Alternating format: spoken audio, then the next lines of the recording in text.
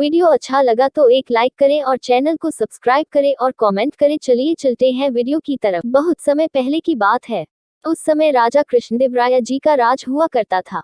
एक दिन राजा कृष्णदेवराय के दरबार में दूर देश के एक व्यापारी ने विजयनगर के दरबारियों की परीक्षा ली। उसने दरबार में आकर राजा से कहा, मैंने आपके दरबार की महिमा के बारे में सुना है।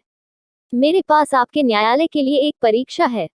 राजा ने व्यापारी को अपनी बात जारी रखने की अनुमति दी।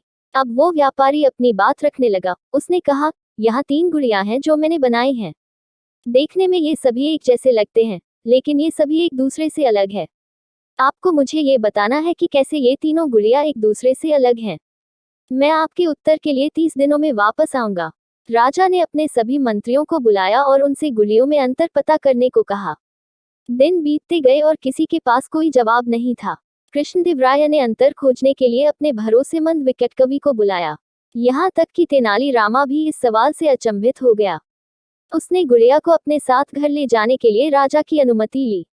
उन्होंने निरीक्षण करना और पता लगाना जारी रखा कि अंतर क्या हो सकते हैं। उसने वह सब कुछ करने की कोशिश की जो वह कर सकता था। लेकिन जल्द ही व्यापारी के आने का दिन आ गया। जब सब राजा के दरबार में बैठ गए, तेनालीरामा बोला, मैंने गुड़ियों के बीच अंतर खोज लिया है। गुड़िया में से एक अच्छी है, दूसरी औसत दर्जे की है और तीसरी खराब है। सभी हैरान हो उठे। ये कैसे हो सकता है? आप ये निश्चित रूप से कैसे जानते हैं?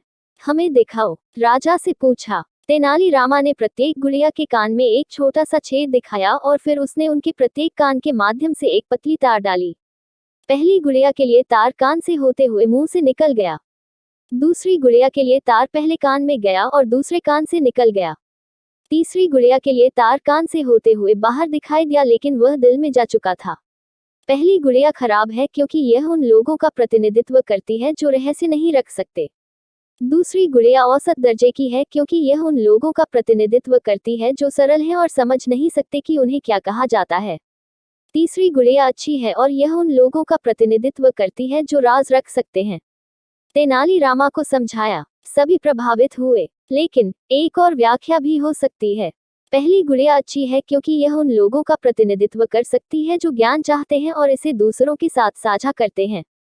दूसरी गुड़िया उन लोगों की तरह औसत दर्जे की है जो यह नहीं समझ सकते कि उन्हें क्या सिखाया जाता है।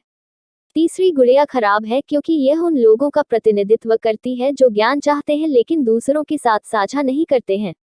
कहानी की सीख।